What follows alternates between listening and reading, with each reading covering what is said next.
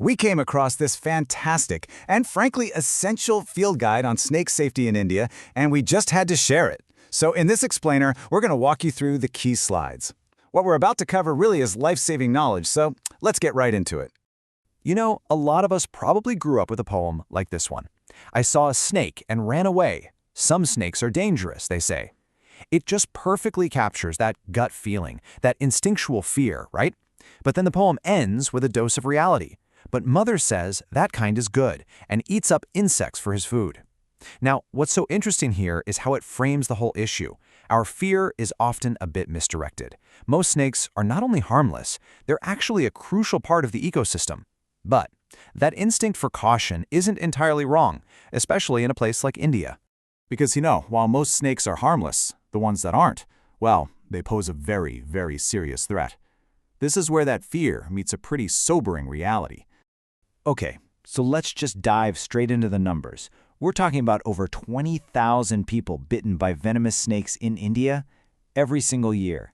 This isn't just some random statistic. It's a massive public health issue. And this is the number that is just truly staggering. Of all those people bitten, an estimated 15,000 die annually. To put that into perspective, that's nearly half of the entire world's deaths from snake bites, all happening in one country. So you see, the crucial point isn't just the number of bites, it's that terrifyingly high fatality rate. So why? Why is the death rate so high? Well, this slide illustrates the cause perfectly. It's not just about how potent the venom is, it's what this guide calls the cost of ignorance. These high death rates are mostly due to a widespread lack of knowledge and, critically, delayed or just plain wrong medical treatment. And even for those who survive, it can still mean weeks of absolute agony. To really understand what this cost of ignorance actually looks like, let's move from the statistics to a personal story. This is where those numbers become tragically, devastatingly human. So, meet Tangle Kamal. Back in August of 1981, this 25-year-old farmer was working barefoot in his fields near Mumbai. It was a rainy evening and he suddenly felt a sharp sting on his foot. He saw two tiny marks, figured it was a snake bite, and did what he thought was right. He tied a rope tightly above his knee and rushed to a local dispensary. And this is where everything went so wrong. You can see the critical failure right here. The local practitioner was unqualified. He had no clue about antivenom serum. So instead of giving Kamal the one thing that could save him, he gave him painkillers, antibiotics, and just sent him home. The consequences were absolutely catastrophic. Giddiness, vomiting, unbearable pain, and his legs started swelling at an alarming rate.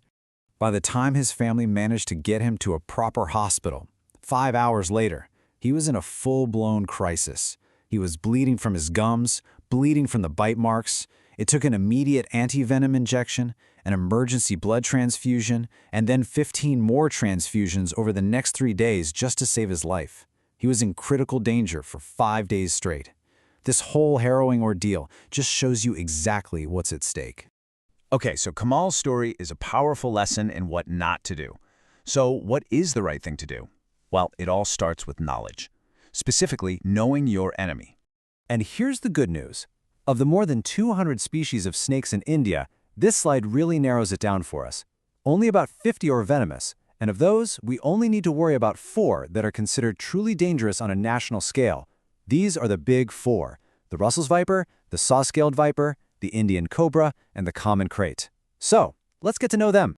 First up, the Russell's viper. You can see its distinct look here. Tan or brownish, thick body. It's found all across India, from paddy fields up north to forested hills down south. Its threat profile is serious. It has long, movable fangs and injects a huge volume of venom, which makes it incredibly dangerous. Next, the iconic Indian cobra. It's pretty easy to recognize, with its famous hood markings. Now, its bite delivers a smaller dose of venom than the Russell's viper, but, and this is critical, its venom is 3 times more toxic. The third major threat is the saw-scaled viper. It's a small snake, but it's notoriously aggressive, and it's responsible for a massive number of bites. And the final member of the Big Four is the common krait. This one's secretive and nocturnal, with these thin white crossbands on its bluish-black skin. And get this, the krait's venom is even more toxic than the cobra's. That makes it incredibly dangerous, especially after dark. Okay, so we've identified the main threats. Now let's move to the next section and see how all this knowledge turns into practical, empowering advice, protocols for prevention. First things first, let's bust a major myth. As this slide shows, snakes are not aggressive creatures hunting for humans. They're actually timid, mostly nocturnal, and they only attack people when they feel threatened, like when you accidentally step on one. Their main food source is rats. Remember that because it's the absolute key to prevention.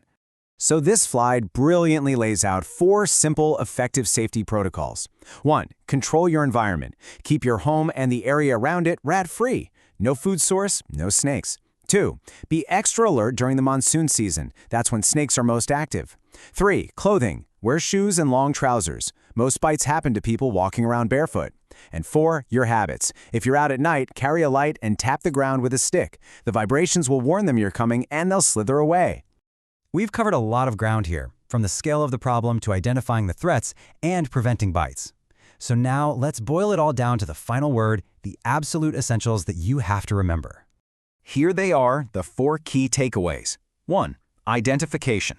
Just know that only 4 species are the primary threat. 2. Prevention. Simple steps like wearing shoes and keeping rats away are your best defense. 3. The bite. Assume any bite is venomous and do not, I repeat, do not rely on unqualified local healers. And 4, most importantly, the cure. And this right here is the single most important message in this entire explainer. Let's just say it again so it really sinks in. Antivenom serum is the only cure. Immediate hospitalization is critical. There is no alternative, no herbal remedy, no other option. This knowledge saves lives. Period. So we end where we began, with that simple poem, but with a whole new understanding. When he wiggles in the grass, I'll stand aside and watch him pass. It's not about fear anymore, is it? It's about respect and awareness. Because as this guide concludes, awareness is your best defense. Stay alert and stay safe.